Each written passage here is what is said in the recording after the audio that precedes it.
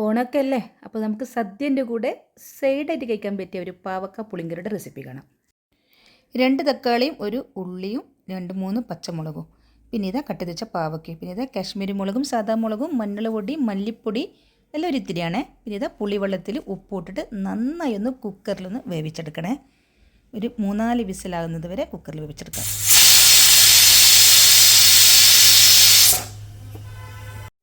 വെന്തതിന് ശേഷം ഇതുപോലെ കുത്തി ഉടക്കേ, അപ്പോൾ നന്നായി വേവണേ. പിന്നെ മുളക് പൊടി നിങ്ങൾ എരിവിനനുസരിച്ചിട്ട് കൊടുത്താൽ മതിയേ. ഞാൻ കുറച്ചാണ് മുളക് പൊടി ഇട്ടിട്ടുള്ളൂ. കൈപ്പടിക്കുമെന്നുള്ള ഒരു സംശയം വേണ്ട. പിന്നെ ഇതാ ഇതിലേക്ക് വറുത്തിട്ട് കൊടുക്കാം. ഇതിലേക്ക് ഇതൊരു ചട്ടി വെച്ചുകൊടുത്ത് വെളിച്ചെണ്ണ വെച്ച് കൊടുത്തിട്ട് കടുക്, വെളുത്തുള്ളി, വറ്റൽമുളക്, കറിവേപ്പില.